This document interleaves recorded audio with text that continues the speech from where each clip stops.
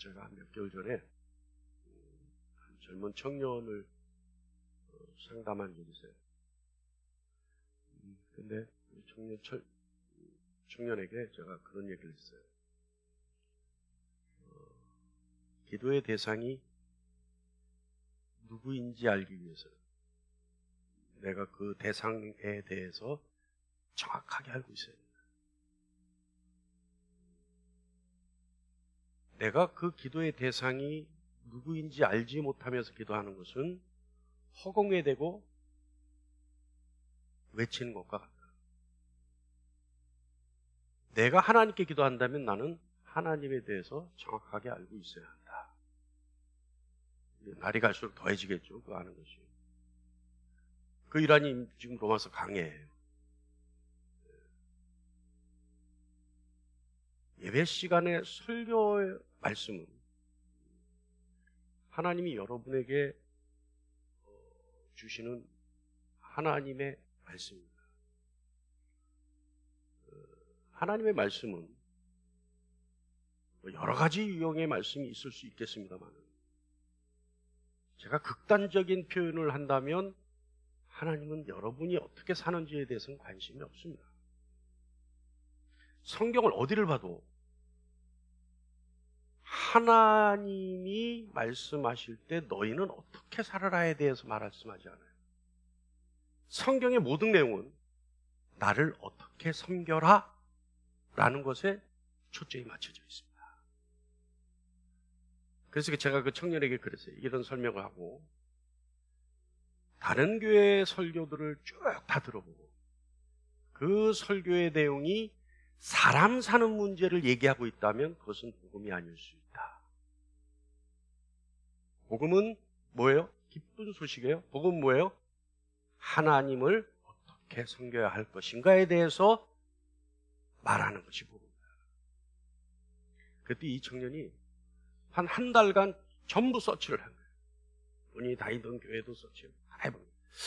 근데 저에게 그 얘기를 해요. 어느 날 저는 그냥 얘기를 하고 잊고 지나쳤는데 그 청년이 저에게 그래요. 아, 목사님, 제가 이때까지 쭉 다 들어봤는데 하나같이 설교가 사람 사는 얘기를 하던데요. 그렇다면 뭐예요? 사람 사는 얘기가 어떻게 보면 너희는 어떻게 살아라, 어떻게 살아라, 너희끼리는 어떻게 살아라, 너희끼리는 어떻게 대하라, 너희끼리는 뭐 어떻게 해줘라, 이거예요. 근데 그거는요, 여러분 정확하게 아셔야 되는 것이 기독교가 아니라도 모든 종교가 그 얘기를 하고 있습니다.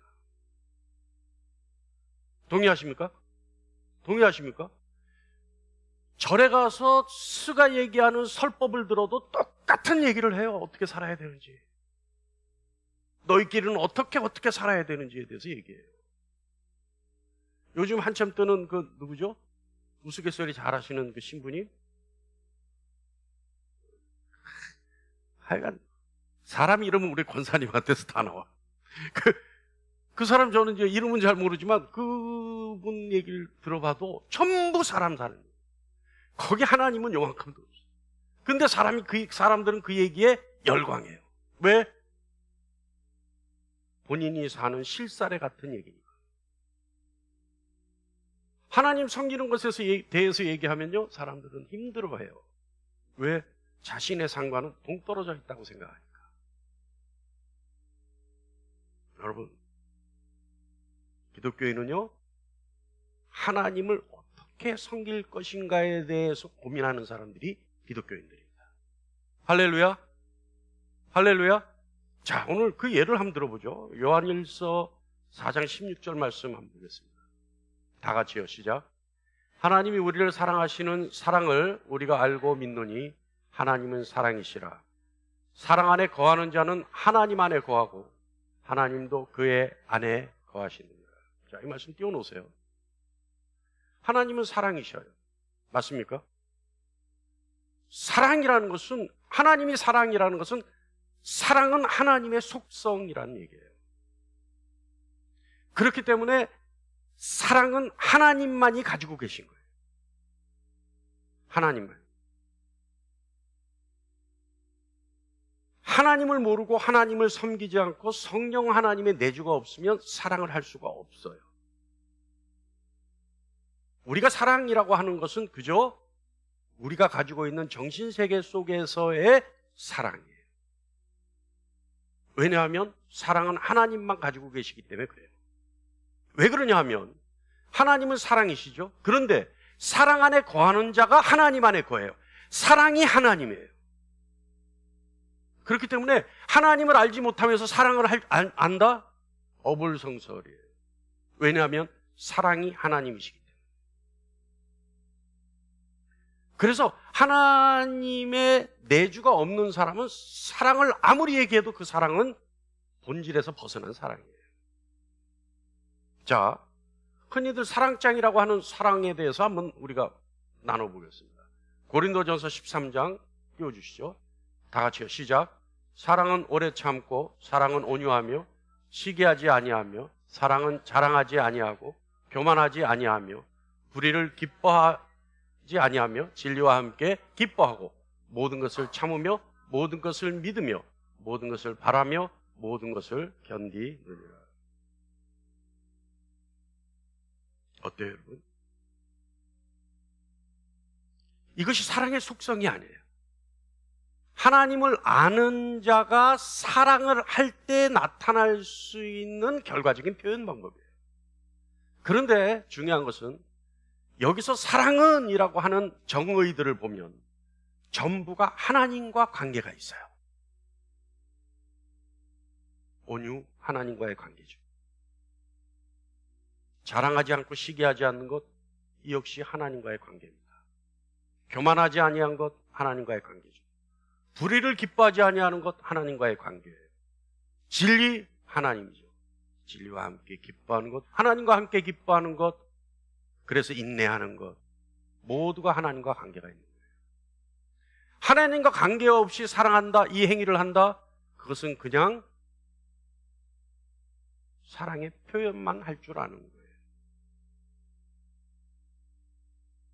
여러분, 하나님의 진노가 사랑의 표현 방법인 거 인정하십니까? 사랑이에요. 그게 사랑이란 말이에요. 자, 선 역시 마찬가지입니다. 선은요, 하나님의 속성이에요. 오직 하나님만이 선하세요. 하나님만이 선하세요. 선은요, 하나님 외에는 선한 것이 없어요. 그래서 주님도 뭐라고 말씀하시냐면 마태복음 10장 18절에 이렇게 말씀하십니다. 시작. 예수께서 이르시되 내가 어찌하여 나를 선하다 일컫느냐. 하나님 한 분 외에는 선한 이가 없느니라. 예수님도 하나님만이 선하다고 말씀하시는 거예요. 우리가 예수님 죄가 없다고 고백하지 않습니까? 그런 분도 육신을 입고 이 땅에 있을 때 선한 분은 하나님 한 분이라고 고백해요.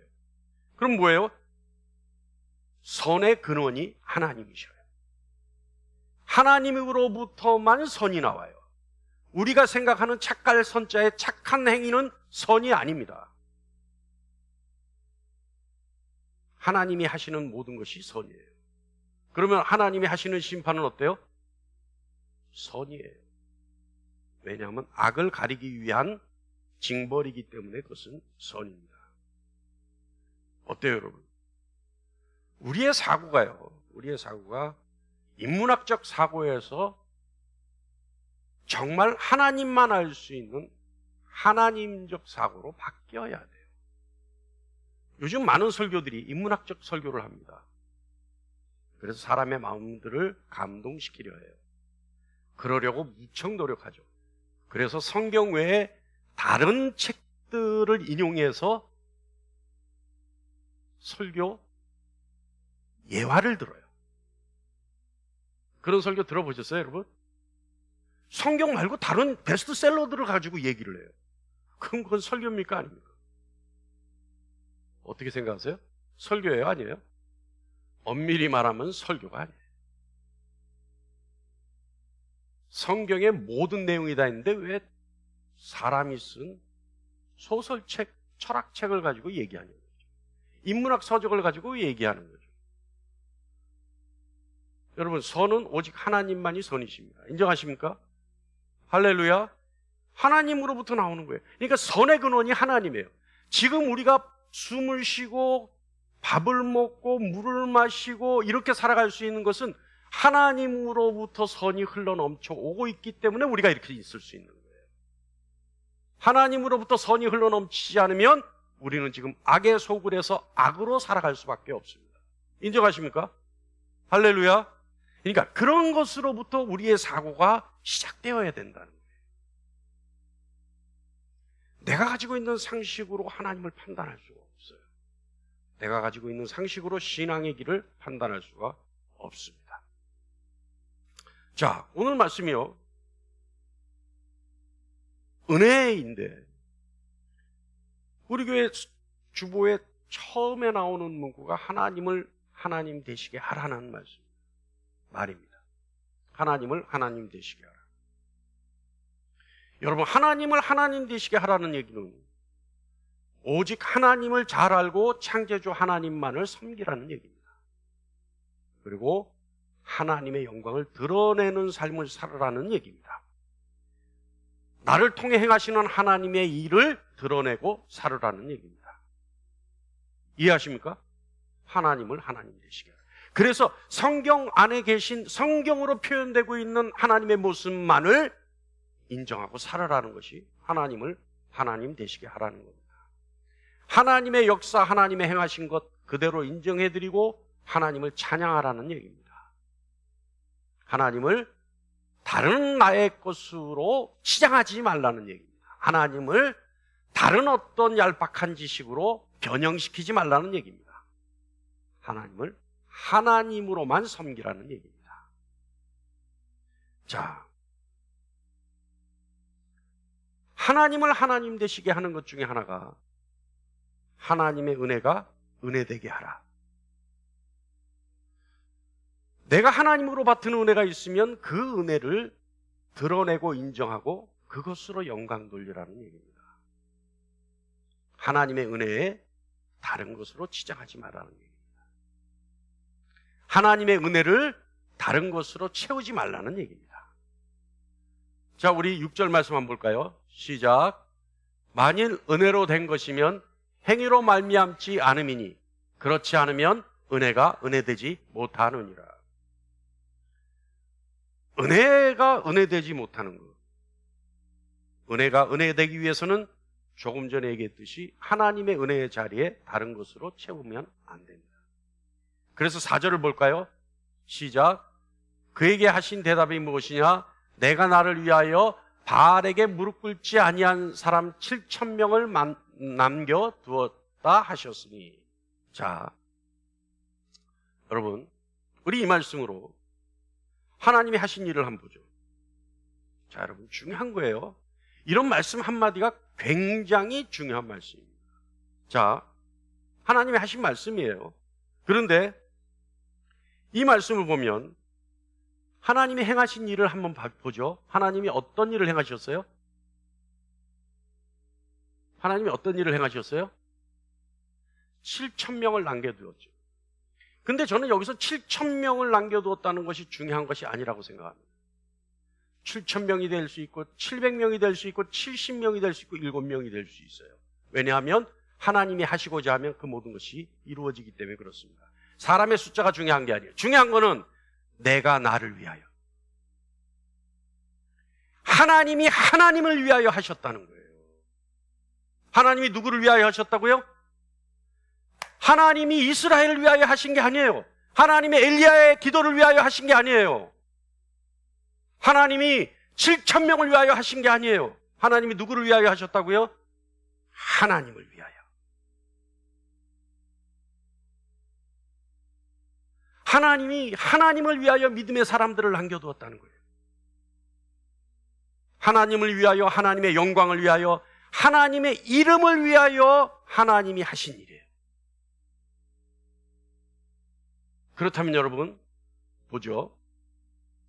조금 전에 말씀에 우리가 보면 하나님이 하나님의 이름을 위하여 7,000명을 남겨두셨어요. 그렇다면 왜 7,000명을 남겨두셨을까요?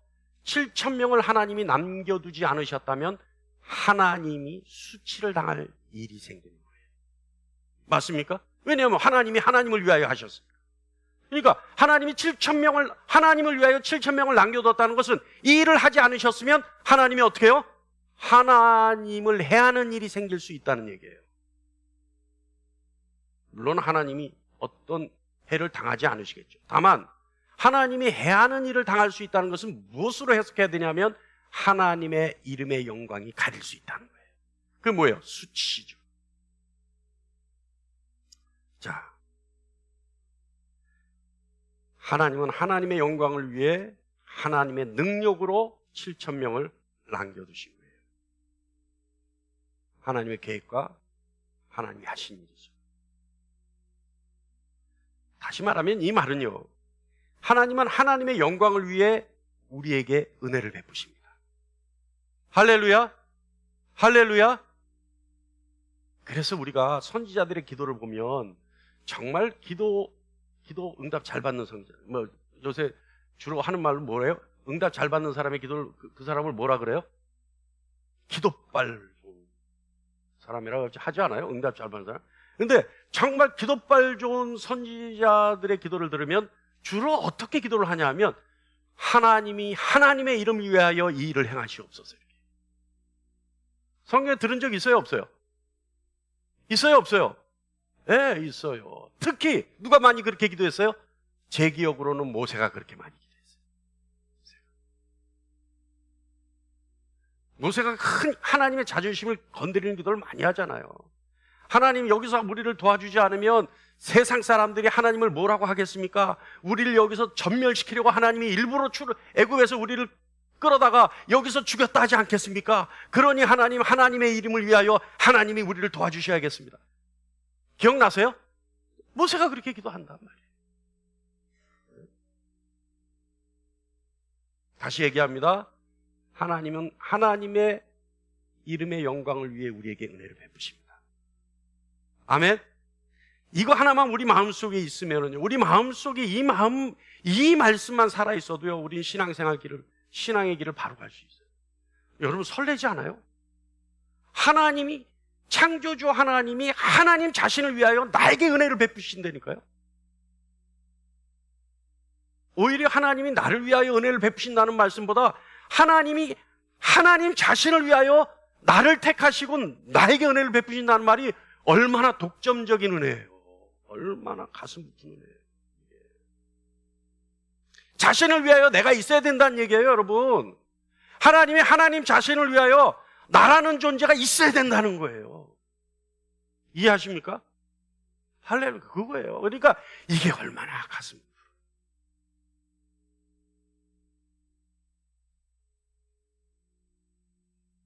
여러분, 그렇기 때문에 우리는요, 하나님의 영광을 위해 하나님의 은혜를 은혜되게 해야 합니다.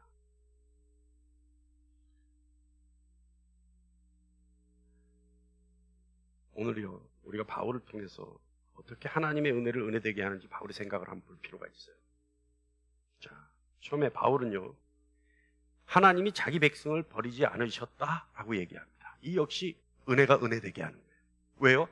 하나님이 자기 백성을 버리셨다면 어떻게 돼요? 하나님이 약속을 어기는 분, 구원의 약속을, 구원의 언약을 어기시는 분이 되잖아요. 그러니까 하나님이 하나님의 이름을 위하여 자기의 백성을 버리지 않으셨어요. 이게 은혜라는 거죠. 왜냐하면 버리지 않으시는 이 일을 통해 하나님이 신실하신 분이라는 사실이 증명이 되는 거예요. 그래야지만 하나님이 약속을 지키시는 분이 되고 그것 때문에 우리도 하나님을 신뢰할 수 있게 되는 거죠. 그래서 그 증거로 뭐라고 얘기하냐면 바울 자신도 이스라엘 사람이다. 그래서 나도 버림받지 않은 것처럼 나머지 이스라엘도 버림받지 않았다. 자, 다 같이 1장 11장 1절 한번 읽어볼까요? 다 같이 시작. 나도 이스라엘인이요 아브라함의 씨에서 난 자요 베냐민 지파라. 본인도 본토 정말 순수혈통 성골의 진골의 이스라엘인이라는 거죠. 자기 자신도 하나님으로부터 버림받지 않았다는 겁니다. 그러면서 바울은 뭐라고 얘기하냐면 하나님은 그 백성의 구원을 위해 지금도 쉬지 않고 일을 하신다. 그리고 두 번째는요, 바울이 뭐라고 얘기하냐면, 은혜가 은혜되기 위해서 뭐라고 얘기하냐면 하나님은 이스라엘을 미리 하셨다는 거예요. 미리. 2절 말씀입니다. 시작. 하나님이 그 미리 하신 자기 백성을 버리지 아니하셨나니. 여러분, 미리 하셨다는 건 뭐예요? 이스라엘이라는 존재를 하나님이 진작부터 선택하셨다는 얘기죠. 미리 하셨다는 거죠. 어떤 일이 있기 전에 이미 이스라엘이라는 백성이 하나님으로부터 선택받았다는 거예요. 미리 하셨다는 거예요. 그래서 하나님은 이스라엘을 미리 하시고 이스라엘에게 언약을 맺으신 겁니다. 엘리야 때도 바울은 엘리야를 얘기하잖아요. 7,000명을 남겨두었다고. 그것처럼 바울의 때에도 하나님의 은혜로 신실한 자들을 남겨두셨다라고 얘기합니다. 바울은요, 엘리야 때에도 바알을 대적하기 위하여, 다시 말하면 하나님의 영광을 위하여 남겨둔 자가 있듯이 바울 때에도 남겨둔 자가 있다고 주장합니다.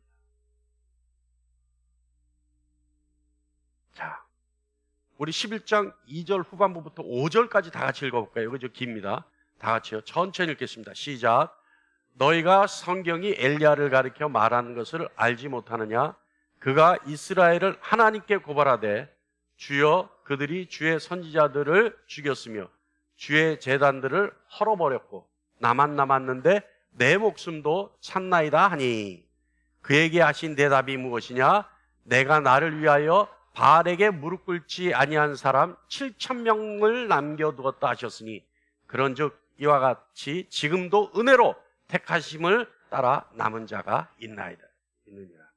바울이 얘기하는 게 그거예요. 엘리야 때도 그 위기 상황 속에서도 하나님이 하나님의 영광을 위하여 7,000명을 은혜 입은 자 7,000명을 남겨둔 것 같이 지금도 은혜로 택하심을 따라 남은 자가 있다라는. 자, 근데 여러분,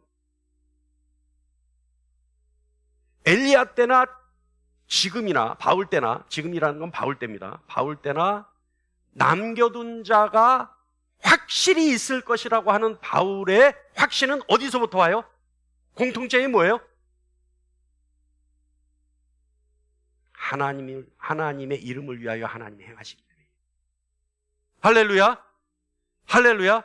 그러니까 하나님이 나를 위하여보다 하나님이 하나님 자신을 위하여 행하시는 일이 확실한 보증이라는 거예요, 바울은. 그래서 엘리야 때도 하나님의 이름을 위하여 남겨두신 것처럼 지금 이 순간도 하나님이 하나님의 이름을 위하여 남겨두신 자가 반드시 있을 것이다. 왜냐하면 하나님이 이스라엘을 미리 하셨고 이스라엘에게 언약을 하셨기 때문에 그렇다는 거예요. 할렐루야. 이제 이해하십니까? 이해하십니까? 자, 이거를 오늘 여러분에게 대입시키면 어때요? 하나님의 이름을 위하여 나를 택하셨다. 하나님이 하나님의 이름을 위하여 나에게 은혜 주셨다. 하나님이 하나님의 이름을 위하여 주신 나의 은혜를 영광으로 받으실 것이다. 이 확신 가지고 있으면 되는 거예요. 바울이 가지고 있는 확신처럼. 할렐루야. 할렐루야.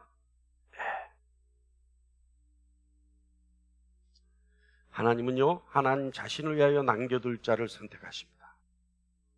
그리고 하나님은 어떻게 해요? 선택하셨고 남겨둔 자를 선택하시는데 어떻게 했어요? 그들을 지키고 계세요. 왜요? 하나님의 이름을 위하여.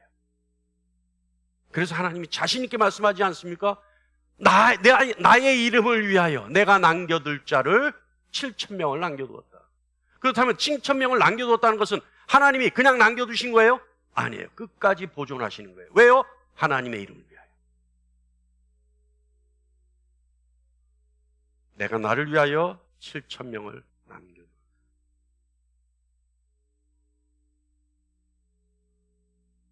여러분, 하나님이요, 한번 잘 들어보세요. 하나님이 그들을 살아남게 하셨다는 것과 나를 위하여 7,000명을 남겨두었다는 것은 엄청난 차이가 있습니다.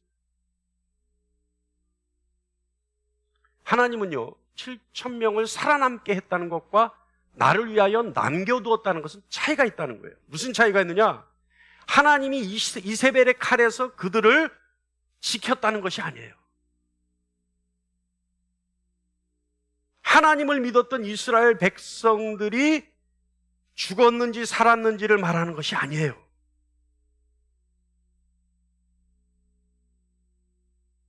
이것은요, 어떤 말이냐 하면 이스라엘 백성들이 구원을 받아서 하나님이 약속하신 복을 받았는지에 대한 대답이에요. 7,000명을 그냥 생명 목숨만 부지시켰다는 것이 아니라 하나님의 이름을 위하여 7,000명을 남겨두었다는 것은, 이것은 하나님이 약속하신 말씀을 끝까지 지키기 위해서, 다시 말하면 하나님의 언약을 끝까지 지키기 위해서 하나님이 그 복의 대상을 선택했냐는 문제예요. 이해하십니까? 이것은요, 살아남았기 때문에 존재하느냐의 문제가 아니라 하나님의 약속의 신실함의 대상자가 됐느냐는 얘기예요. 이해하세요? 이해하세요? 그냥 살아남은 것이 아니라 하나님의 언약의 복의 대상자가 됐다는 거예요. 이것은. 여러분, 우리 영육간에 뭐 이런 거 잘 하잖아요. 존재했다면 그것은 육적인 거예요. 그러나 하나님의 언약의 대상자로서 복을 받았다면 그것은 뭐예요? 영적인 존재예요. 할렐루야. 왜냐하면 하나님은 영이시니 하나님께 속한 자는 영의 존재예요. 맞습니까? 할렐루야.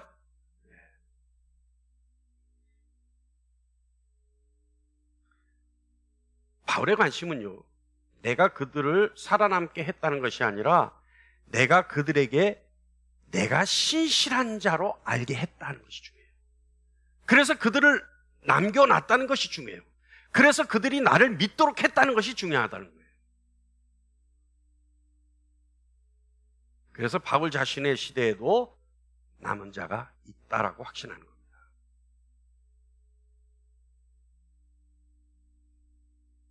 하나님은 신실하신 분입니다. 신실하신 분은 하나님의 약속을 지키시기 위해 언제나 은혜로 하나님의 선택받은 자들에게 행하십니다. 할렐루야. 하나님은요, 남은 자를 은혜로 선택하시는 거예요.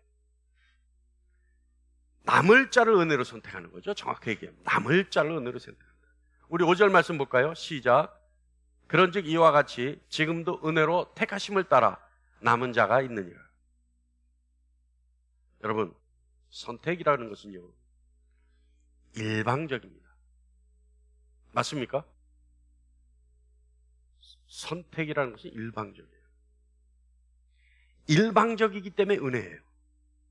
일방적입니다. 왜냐하면 일방적이라는 것은 내가 할 일이 아무것도 없다는 거예요. 내가 할 수 있는 일이 아무것도 없다는 거예요. 내 쪽에서 선택받기 위해 무언가를 할 수 있는 방법이 없다는 거예요. 오로지 일방적인 선택이라는 거예요. 이것이 은혜라는 거죠. 선택받는 것에 있어서 어떤 행위와 역할도 할 수가 없습니다. 그렇기 때문에 은혜죠. 자, 그런데 우리가 여기서 엘리야 때의 그 7,000명을 통해서 또 알아야 될 것이 있어요. 뭐냐 하면 엘리야 시대의 7,000명의 사람들, 이 사람들은 어떤 사람들이에요? 바알에게 무릎을 꿇지 않은 사람들이에요. 다시 말하면 이 사람들이 우상 숭배를 하지 않은 사람들이에요. 그렇기 때문에 이 사람들은 신실한 사람들이죠. 자, 이 사람들이요, 여러분 잘 들으세요. 이 사람들이 바알에게 무릎 꿇지 않고 신실한 사람들이기 때문에 하나님이 남겨두셨나요? 아니에요. 미리 하셨잖아요. 그렇다면 이게 무슨 말이냐면 하나님이 7,000명을 정하시고 그들을 선택할 수 있는 기준으로 하나님이 지키셨다는 거예요. 역사하셨다는 거예요. 하나님이 선택의 기준에 찰 수 있도록, 만족할 수 있도록 하나님이 지키시고 보존하셨다는 거예요. 직접 하나님이 만드셨다는 거예요. 이게 중요한 거예요. 이게.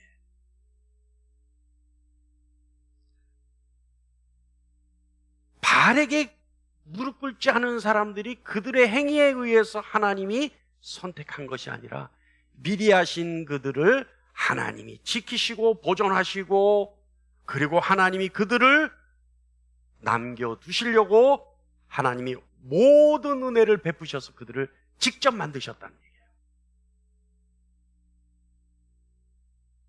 그래서 바울은 이렇게 얘기합니다. 이스라엘의 남은 자들도 하나님이 직접 정하시고 만드실 것이다. 이해하십니까, 여러분? 할렐루야. 그래서 이것이 은혜라는 거예요. 이것이 은혜. 마지막 때를 살아가는 우리가 하나님이 우리를 지키시고 우리를 만들고 계시다면 이것이 은혜라는 거예요. 왜요? 이 마지막 때 악밖에 남지 않은 이 세상에서 우리를 하나님의 손으로 부어서 선을 유지하게 하고 계시기 때문에 그래요. 물론 넘어지고 쓰러지고 자빠지죠. 그러나 종국에는 어떻게 해요? 하나님의 편팔과 강한 손으로 우리를 붙들어 일으켜셔서 하나님의 손으로 채우신다는 거예요. 할렐루야. 그러니까 이것이 은혜라는 거예요. 은혜가 은혜되게 해야 되는 거예요. 그래야지만 하나님이 하나님 되시게 할 수 있다는 겁니다. 할렐루야. 하나님은요, 선택의 기준을 만드시기 전에 미리 아신 그들을 택하시고 그들에게 은혜를 부으시고 그들이 하나님이 선택할 수 있는 조건의 기준을 맞추기 위해 하나님이 직접 만들어 가십니다. 그렇다면 우리는 뭐예요? 지금도 하나님이 만들어가는 존재들이죠. 그렇기 때문에 여러분 부족한 것이 있어요. 그렇기 때문에 허점도 많아요. 왜냐하면 이제 선택의 기준으로 우리를 부합할 수 있도록 우리를 만들어가고 계시기 때문에 그래요. 그래서 목사는 뭐 하는 존재예요? 목사는요, 여러분을 만드는 존재가 아니라 하나님이 여러분을 만드실 때 여러분이 하나님의 음성에 적절하게 반응할 수 있도록 도와주는 사람이 목사입니다. 할렐루야. 자, 우리 11장 5절부터 6절까지 다시 한번 읽어보죠. 다 같이요. 시작. 그런즉 이와 같이 지금도 은혜로 택하심을 따라 남은 자가 있느니라. 만일 은혜로 된 것이면 행위로 말미암지 않음이니 그렇지 않으면 은혜가 은혜되지 못하느니라. 시종일관 바울은 얘기하는 거예요. 하나님의 선택은 행위가 아니다. 절대적인 은혜다. 이것을 인정하라. 왜냐하면요, 바울은요 본인이 간증하는 것 같아요. 지금 이 말씀들. 왜요? 괴수 중에 괴수였던 바울이 어떻게 했어요? 일방적인 은혜로 예수 그리스도와 대면하게 되고, 그때부터 바울이 회개하게 되고, 그때부터 바울이 단련받아서 오늘날 바울이 된 거 아닙니까? 그러니까 본인이 자기가 한 것이 아무것도 없다고 알고 있는 사람이잖아요. 나는 일방적으로 선택을 받아 미리 아신 바 되어 내가 일방적으로 하나님이 만드셨다라는 것을 아는 사람이에요. 그러니까 자신의 신앙관을 우리들에게 얘기하는 거죠. 하나님이 이렇게 행하신다.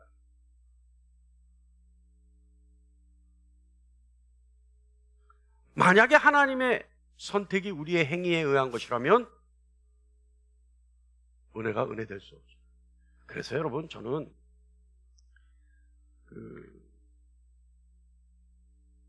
설교 중에 교회에서 11조나 헌금을 가지고 복을 빗대어서 말하는 걸 정말 경멸해요. 이건 뭐 예입니다만은 11조 떼어먹으면 전 그 소리가 제일 싫었어요. 우리 어머니 아버님도 처음에는 그런 신앙관을 있었어요. 그런 거 어디서 배웠는지 모르겠어요. 뭐 어디 교회 다녔다면 거기서 배웠겠죠. 그러면 그 교회들 지금 얘기해야 되나? 우리 어머니 그러셔요. 우리 아버지 그러셔요. 11조 떼어먹었더니 꼭 쓸 만큼 또는 더블로 쓸 만큼 일이 생겼다. 근데 11조를 갖다가 잘 냈더니 뭐 그 다음부터 그냥 뭐야? 네? 갑절에 복을 받았다. 이런 얘기 있잖아요. 지금도 여기 그런 신앙 갖고 계신 분들 없어요? 이제 우리 교회는 없죠? 그 정도의 때는 다 베껴졌잖아요, 이제. 근데 그게 왜 그러냐면요. 전 그런 게 싫은 게 왜냐면 은혜가 은혜되지 못하게 하는 거예요. 그게. 결국은 행위에 의해서 내가 복을 받았다는 거 아니에요? 결국은 하나님 앞에 돈 갖다 바치니까 하나님이 기분 좋아서 돈 더 줬다는 얘기 아니에요? 아니, 돈 안 갖다 바치는 사람 거는 다 뺏어버리고 돈 갖다 바치는 사람한테는 더 줬다는 거 아니에요? 이게 말이 되는 소리예요, 이게. 사실은 정말 그런 신앙을 가지고 신앙생활 한다면요, 어디 가는 게 제일 좋은 줄 아세요? 점쟁이 찾아가는 게 제일 좋아요. 걔네들은 정확하게 맞춰. 그거. 아니란 말이에요. 그게 아니란 말이에요. 우리 하나님은 째째하게 그런 걸로 하나님 눈 깜짝 안 하는 거예요. 하나님이 예를 들어서 11조 잘 바쳐서 복 주고 11조 안 바쳐서 벌 줬다면 여기 살아남아 있을 존재가 아무도 없어요. 장담하건대. 맞아요, 틀려요? 하나님 그런 분이 아니라는 거예요. 왜 자꾸 자기 수준으로 하나님을 격하시키냐고. 여러분, 은혜가 은혜되는 삶을 살아가길 간절히 축원합니다. 하나님이 하나님이십니다. 하나님을 내 수준으로 끌어내리면 안 됩니다. 하늘과 하늘들의 하늘도 감당 못하는 하나님이셔요. 누가 고백했어요? 솔로몬이 고백하죠. 1,000번제를 드리고 나서 하나님께 기도하잖아요. 하늘과 하늘들의 하늘도 감당하지 못하는 하나님, 어찌하여 이곳에 계시겠습니까? 네? 솔로몬이 하나님 계신 성전을 짓고 나서 그 고백을 하잖아요. 눈물로. 그냥 하나님 이곳에 계시지 말고, 감당 못하겠으니 이곳에 계시지 말고 거기서 그냥 계신 곳에서 우리의 기도만 들어주세요. 그래도 우리는 충분합니다. 솔로몬이 그렇게 고백하지 않습니까? 아니, 그 대단한, 물질로 따지면 여러분 상상 못하는 부자 아니었어요? 물론 다윗이 다 준 거지만. 그리고 지혜는 그 고대 근동 지역에 누구도 따라가지 못하는 지혜를 가졌던 솔로몬 왕이에요. 근데 그 솔로몬 왕이 어떻게 고백을 해요? 하나님을 하늘과 하늘들의 하늘도 감당하지 못하는 하나님. 여러분, 은혜가 은혜되는 삶을, 은혜가 은혜로 인정될 수 있는 삶을 살기를 간절히 축원합니다. 여러분의 삶 속에서 하나님이 하나님 되시고 그 하나님이 영광 받으시기를 간절히 축원합니다. 여러분, 그러기 위해서는 어떻게 해야 되냐면요, 우리는요 은혜를 받았죠. 그러면 그 은혜 받는 삶에, 은혜 받았다라고 인정하는 삶의 태도가 뭐냐면 겸손이에요. 겸손. 내가 은혜를 받았습니다, 하나님. 내가 은혜를 받았기 때문에 하나님, 내가 인정합니다라고 하는 삶의 태도가 뭐냐면 겸손이라는 거예요. 우리는요 죄로 죽었고 진리에 눈 멀었기 때문에 하나님께 반항하며 살았던 사람들이에요. 그런데 예수 그리스도의 십자가의 공로에 우리가 진리의 눈을 뜨게 되었죠. 눈 뜬 것도 우리의 능력입니까? 아니요. 하나님이 그렇게 역사하셨기 때문에 그런 거예요. 그래서 오직 은혜로 믿을 수 있게 되었죠. 여러분 한번 생각해 보세요. 여러분 한번 생각해 보세요. 마지막 날 내가 주님 앞에 섰는데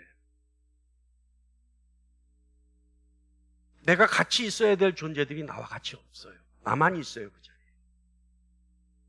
나보다 훨씬 더 훌륭한 삶을 산 것 같았고, 나보다 훨씬 더 훌륭한 일을 한 것 같았고, 나보다 더한 하나님 앞에 충성을 한 것 같은데 그들이 정작 없어요. 나만 하나님 앞에 있어요.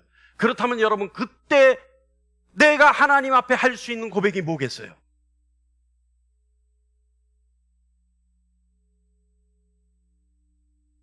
눈물로 감사하지 않겠습니까? 하나님, 어떻게 나 같은 존재를 이 자리에 있게 하셨습니까? 감사합니다라고 하는 눈물과 떨리는 목소리로 감사의 고백밖에 더 하겠어요? 이것이 겸손이에요. 이것이 겸손. 지금 이 순간도 여러분, 하나님 앞에 두렵고 떨리는 마음, 눈물로 떨리는 목소리로 감사하는 삶을 사는 것이 겸손입니다. 할렐루야.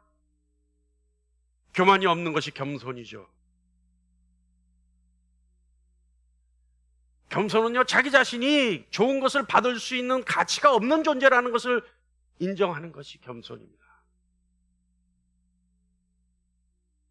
그리고요, 모든 어려움 속에서도 불평하지 않는 거예요.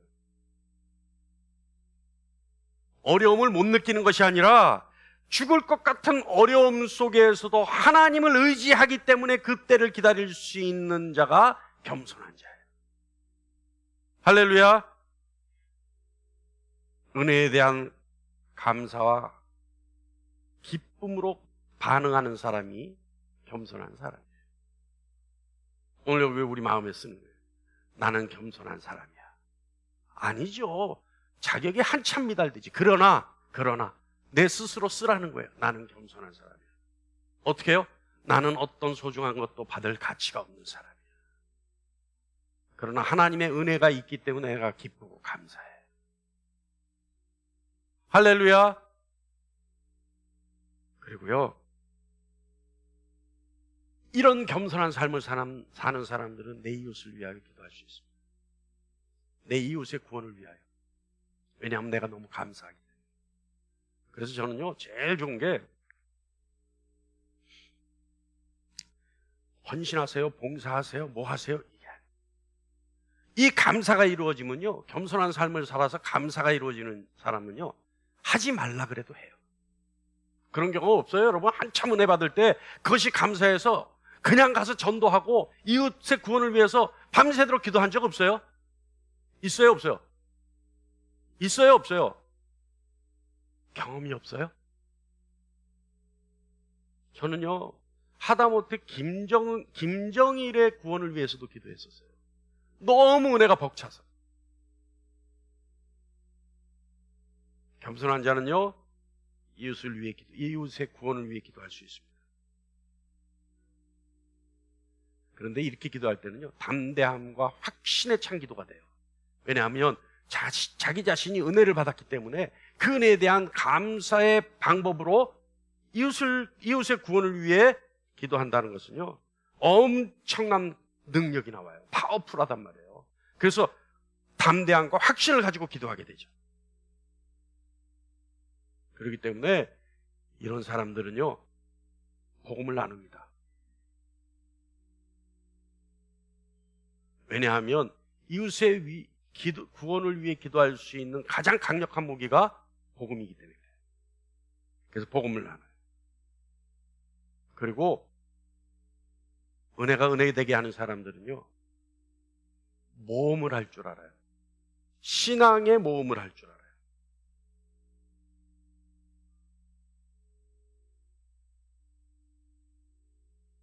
몸살이지 않아요, 이 사람들은.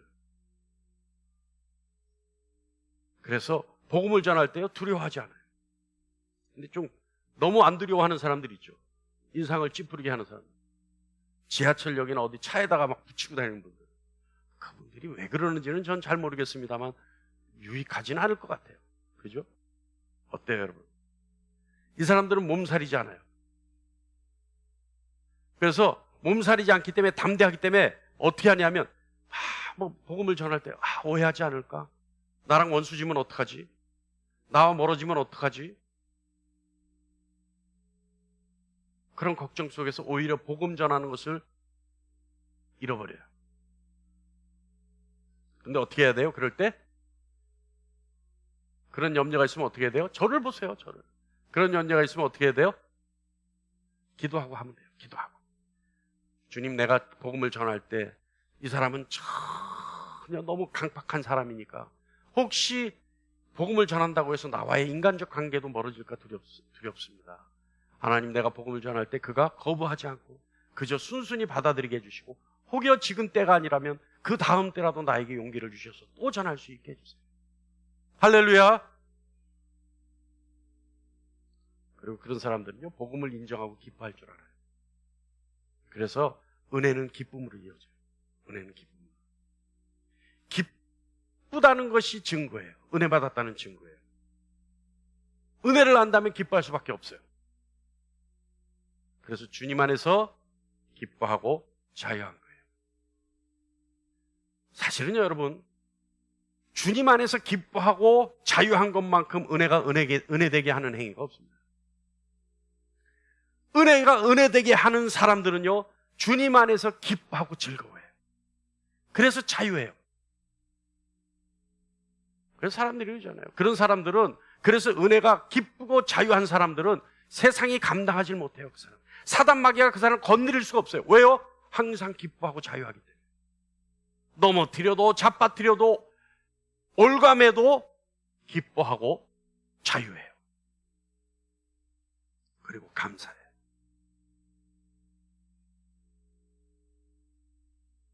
내가 누군가에게 좋은 일을 할 줄 안다면 내가 하나님으로부터 선택의 은혜를 받은 사람인 줄 알고 기뻐하고 즐거워하고 자유하고 감사하시기를 간절히 축원합니다.